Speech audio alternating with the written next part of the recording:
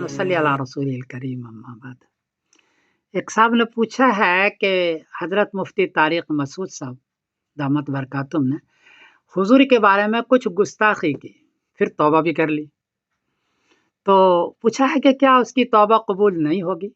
اس طرح بہت سارے لوگ ہیں جو گستاخی تو کر لیتے ہیں جان بوجھ کے یا بھولے میں، لیکن توبہ کر لیتے ہیں، کیا اس کی توبہ قبول نہیں ہوگی؟ صورتحال کیا ہے؟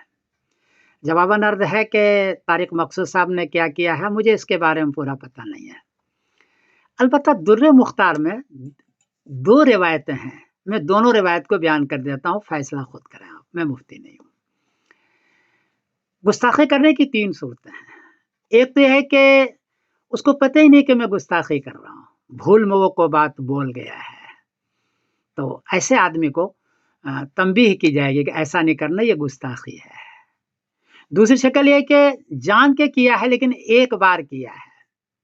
اس کو بھی تنبیہ کی جائے گی، لیکن پہلے سے زیادہ شدید تنبیہ کی جائے گی، حداً اس کو قتل نہیں کیا جائے گا۔ تیسری صورت یہ ہے کہ بار بار وہ گستاخی کر رہا ہے جان کر کے۔ اب اس کے بارے میں در مختار میں دو روایت ہے، ایک روایت تو یہ ہے کہ حداً قتل کیا جائے گا، اس کی توبہ بھی قبول نہیں ہوگی، ایک روایت یہ ہے۔ دوسری روایت ہے کہ نہیں، یہ مرتد کے درجے میں ہے، اس کی توبہ قبول کی جائے گی، اور توبہ قبول کرنے کے کہ 3 دن تک اس کو بند کیا جائے گا، کہا جائے کہ توبہ کر لو۔ اگر توبہ اس نے کر لی تو اب اس کو حداً قبول نہیں کی جائے گی، لیکن توبہ میں یہ شرط ہوگی کہ آئندہ اس طریقے سے غلطی نہیں کرنا، یہ توبہ قبول کی جائے گی، در مختار کی دوسری روایت ہے۔ لیکن حداً قتل کرنے کے لیے قاضی کرے گا، یہ عام لوگ نہیں کرے گا، ورنہ انتشار پیدا ہو جائے گا، سوشل میڈیا کے دور انتہائی انتشار پیدا ہوگا، عام لوگ نہیں کرے گا۔ لیکن اگر قاضی بھی نہ کرتا ہو، اسلامی قاضی، تو پھر آپ کو عوام کو احتجاج کرنے کا حق ہے، آپ احتجاج کریں، لیکن احتجاج میں بھی 3 باتیں ہیں،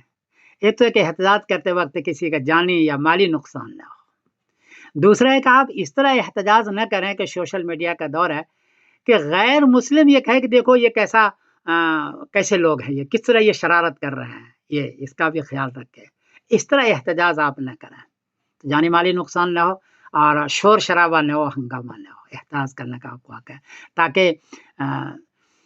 گستاخی کرنے کا دروازہ نہ کھل جائے کہ بار بار نبی کریم صلی اللہ علیہ وسلم گستاخی کرے اور ہم چپ بیٹھے رہیں، یہ تو قاضی کا حق ہے اور احتجاج کرنے کا آپ کو حق ہے۔ میں دونوں روایتیں پڑھ دیتا ہوں، آپ دیکھ لیں۔ الکافر بسب نبی من الانبیاء فإنه يقتل حدا ولا تقبل توبته مطلقا، در مختار جلد نمبر 4 233،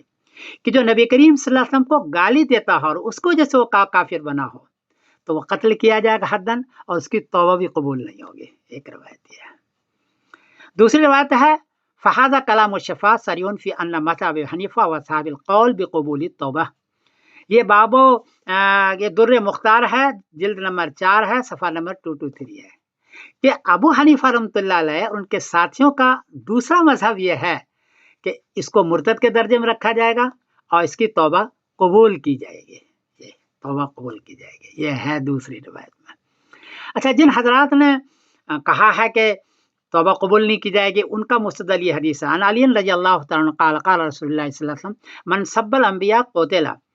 طبرانی صغیر اور حدیث کا نمبر ہے 6599، کہ جس نے انبیاء کو قتل کیا، کہ گالی دی، اس کو قتل کیا جائے گا۔ تو یہ اس وجہ سے کچھ لوگ فرماتے ہیں کہ توبہ قبول نہیں ہوگی، لیکن یہی ایک جملہ اور بھی ہے، تفرع بہ ابن ابی اویس، ایک تو یہ کہ یہ روایت صرف طبرانی صغیر میں ہے، طبرانی کبیر بھی نہیں، کسی اور کتاب مجھے نہیں ملی، اور دوسری بات یہ کہ تنہا ابن ابی اویس نے اس کو نقل کیا ہے، اس کا مطلب کہ یہ کمزور ہے۔ جن حضرات کی نظر اس کی کمزوری کی طرف گئی حدیث کی، انہوں نے کہا کہ نہیں، اس کو مرتد کے درجے میں رکھو، اس کے اگر توبہ یہ کرتا ہے توبہ قبول کی جائے گی، اور اس کو ایسا نہیں کہ توبہ قبول ہی نہیں کرے اور اس کو قتل ہی کیا جائے، ایسا نہیں ہے۔ تو دونوں روایت ہے، میں نے دونوں کو پڑھ کے سنا دیا، آپ خود فیصلہ کر لیں، میں کوئی مفتی نہیں ہوں، اور یہ بڑا اختلافی مسئلہ ہے، کوئی غلطی تو مجھے معاف کر دینا، بڑا اختلافی مسئلہ ہے یہ۔ بہرحال دونوں در مختار میں دونوں روایتیں، آپ خود فیصلہ کر لیں۔ میں سمیر الدین قاسمی بول رہا ہوں، مانچسٹر انگلینڈ سے۔ السلام علیکم ورحمۃ اللہ وبرکاتہ۔